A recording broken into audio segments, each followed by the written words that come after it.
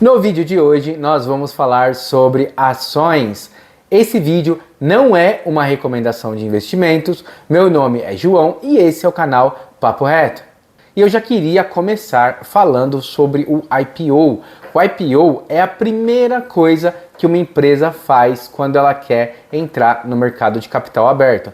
Então, o que é o IPO? O IPO é um processo onde as empresas vão passar por alguns processos de fracionamento, vão fazer toda a documentação e entrar para fazer a primeira venda de uma ação no mercado, né? E a partir desse momento, ela passa a ser uma empresa de capital aberto. Então, após esse processo de IPO, a empresa passa a ser negociada numa bolsa de valores. No Brasil, é a B3 e se fosse nos Estados Unidos seria a Nasdaq.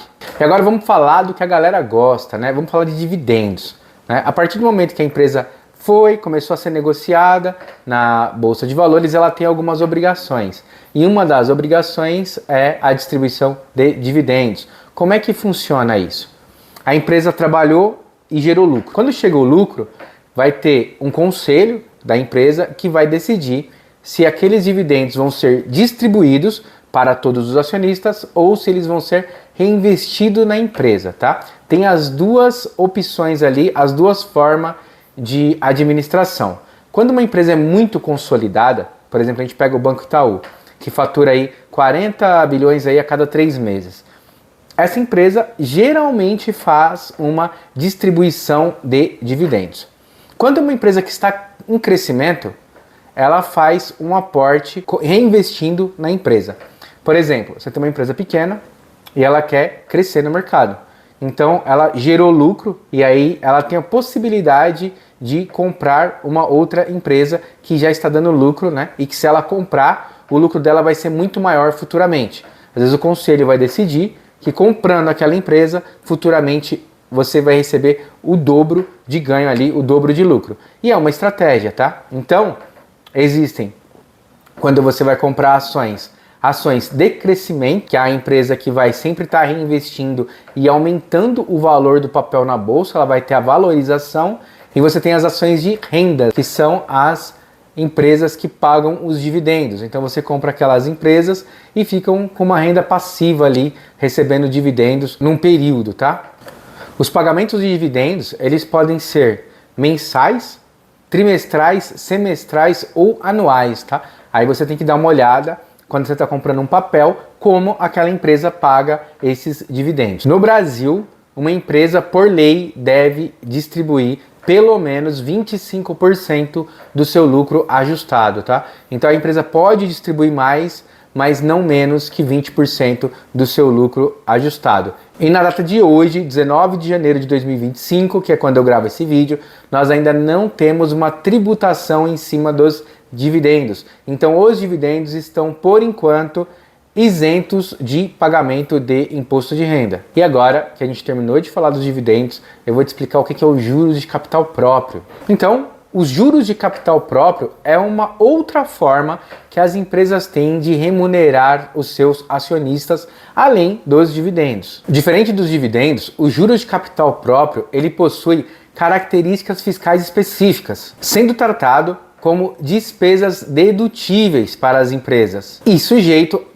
tributação na fonte para os acionistas. Então, para as empresas é interessante de pagar os juros capital, porque ela bate no valor do imposto que ela teria que pagar para o governo, tá? Então o governo não gosta nada disso. E para você é interessante que é mais uma forma de ganho além do dividendo, mas ela tem o desconto do IR na fonte. Ou seja, se a empresa vai te pagar R$100 de juros capital, você recebe na sua conta R$85. 15% foi o imposto de renda que você pagou. E agora, não menos importante, eu quero falar para vocês dos tickers. O que são os tickers? São os códigos que a gente usa para comprar as ações. Esses tickers são formados por 4 letras que representam a empresa e um número com 2 dígitos que representam o tipo de ação. Então você tem o número 3 para ação ordinária, 4 para preferencial e 11 para units. Vamos entender o que é isso. As ações ordinárias, por exemplo, SANB3, que é uma ação do Santander, ela te dá direito a voto, né? Então, quando você compra uma ação dessa, você tem direito a votar se você tiver uma participação muito grande de ações nessa empresa. As ações final 4, por exemplo, SANB4, elas são ações preferenciais. Preferenciais no quê? No recebimento de dividendo. Então, você tem prioridade no recebimento de dividendo, no caso de liquidação da empresa, mas você não tem direito a voto. E as units, por exemplo, o SANB11, elas são um misto, elas têm um pouco de cada. Então, por exemplo, se você comparar o preço agora de uma ação unit, ela praticamente é o preço de uma ação ordinária mais uma ação preferencial. Você está comprando uma de cada. Então fica híbrido. Você tem uma parcela de direito a votar e uma parcela de preferência no pagamento dos dividendos. Isso é bom para diversificar a quantidade de ações que você tem daquela mesma empresa. E aí nós temos também tag along. Você vai ouvir muito esse termo no mercado, tá? E tag along nada mais é do que uma garantia que você tem, tá? Caso o dono ali da empresa ele venda o conselho dessa empresa para outra e você poder receber a mesma quantia, o valor da mesma quantia que ele está vendendo a ação dele, você poder vender a sua. As ações com final 3, elas têm tag along e por lei você tem uma garantia de 80%. Algumas empresas pagam até 100%. Você precisa olhar isso da empresa que você está comprando. Mas como é que funciona isso?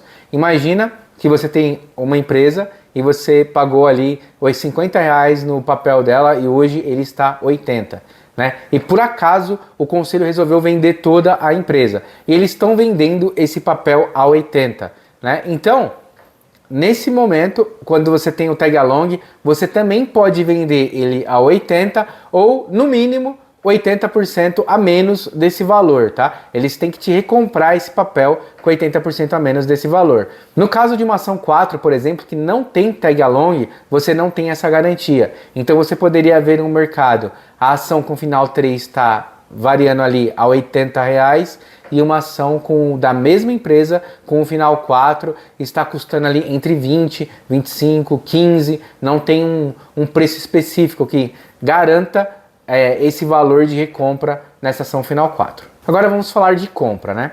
Imagina que no momento aqui você vai fazer uma compra, você escolheu essa ação SANB3 e ela está custando R$ 24,86.